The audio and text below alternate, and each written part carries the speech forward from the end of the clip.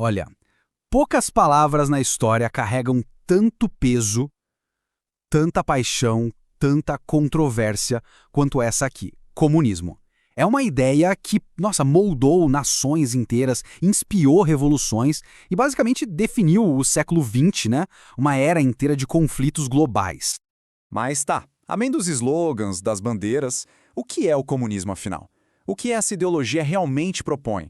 Para a gente entender de verdade o impacto disso tudo, a gente precisa ir lá na fonte, sabe? Desvendar as ideias centrais por trás da palavra. Ok, vamos lá. Na sua forma mais pura, teórica, o comunismo é a visão de um ponto final para a história da humanidade. Pensa só, uma sociedade onde não tem classe social, não tem dinheiro, não tem nem Estado. A ideia é que tudo que produz riqueza, as fábricas, as terras, tudo isso seria de todo mundo. É uma visão assim bem utópica de igualdade total, né? Certo. Mas como se chegaria nessa utopia? Bom, para entender esse caminho, a gente precisa primeiro dar uma olhada no conflito que, segundo essa teoria, está bem no centro de toda e qualquer sociedade. E não é um conflito entre países ou, sei lá, só de ideias. É um conflito que, de acordo com a teoria, acontece todo santo dia. Em cada fábrica, em cada escritório, em cada pedaço de terra. É um conflito entre duas classes que têm interesses completamente opostos. E aqui está o que seria o grande motor da história, segundo essa visão. De um lado, a gente tem o proletariado, ou seja, a classe trabalhadora, a grande maioria da população, que só tem a própria força de trabalho para vender. E do outro lado, a burguesia, uma minoria bem pequena que é dona das ferramentas, das fábricas, das terras, enfim, dos meios de produção. A teoria comunista argumenta que todo o lucro da burguesia vem justamente da exploração do trabalho dessa maioria. É uma relação que já nasce desigual.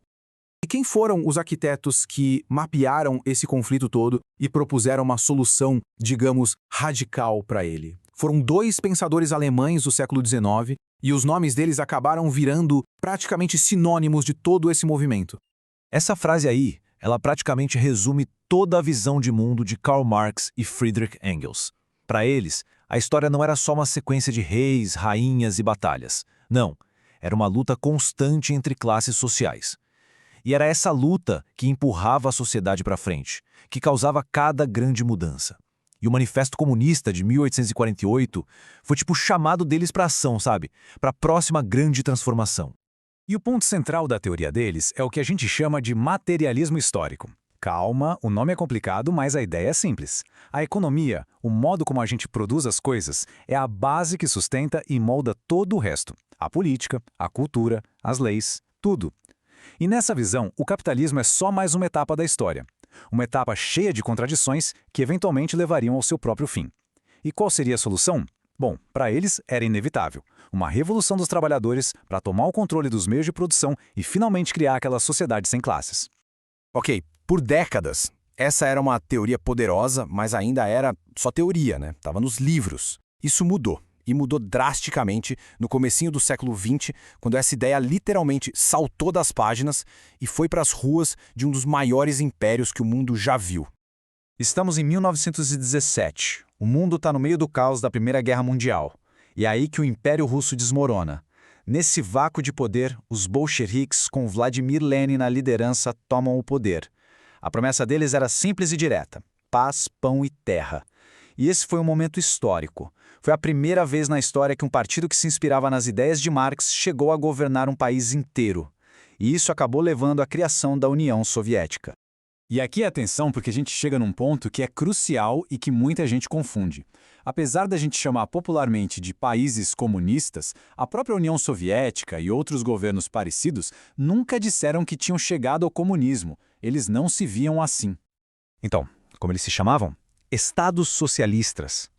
A ideia era que o socialismo seria essa fase de transição, uma fase longa, difícil, que eles chamavam de ditadura do proletariado. Nela, o Estado seria super forte e controlaria toda a economia para, teoricamente, preparar o terreno para a fase final, que aí sim seria o comunismo, sem Estado e sem classes. E a partir do momento em que a teoria virou prática, ela deixou de ser uma coisa só.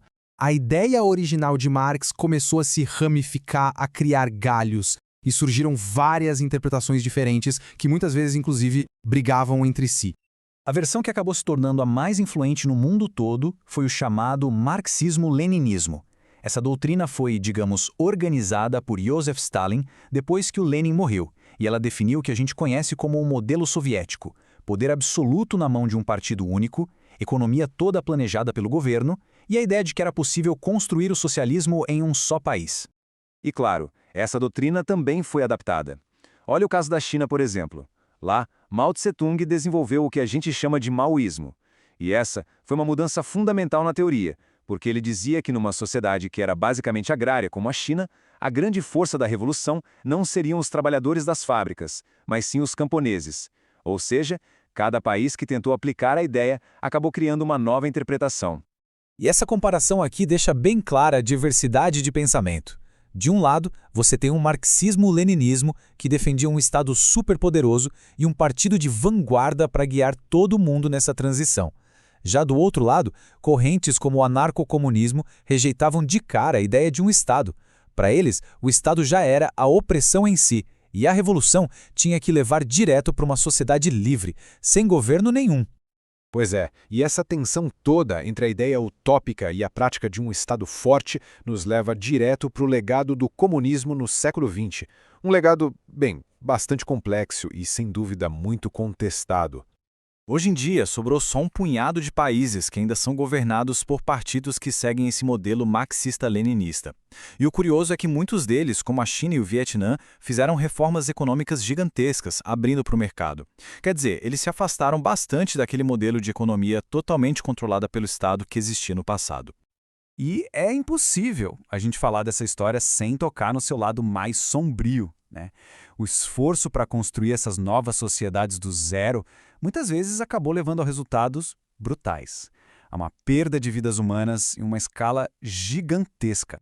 O debate entre os historiadores sobre o número de mortes sob esses regimes é intenso. As estimativas, variam de forma absurda, indo de dezenas de milhões a mais de 100 milhões. E por que essa diferença toda? Porque é muito difícil ter acesso a todos os arquivos, as metodologias de contagem mudam e existe o debate sobre o que incluir. Contamos só as execuções diretas e as mortes por fome ou em campos de trabalho forçado? A verdade é que não existe um número final cravado, um consenso, o que só mostra como é complexo quantificar tragédias desse tamanho.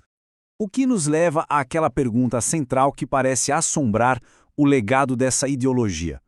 Foi uma tentativa de alcançar a igualdade que, apesar de talvez bem intencionada, falhou tragicamente, ou será que a própria teoria já carregava ali na sua essência as sementes do autoritarismo, tornando a repressão um resultado quase que inevitável?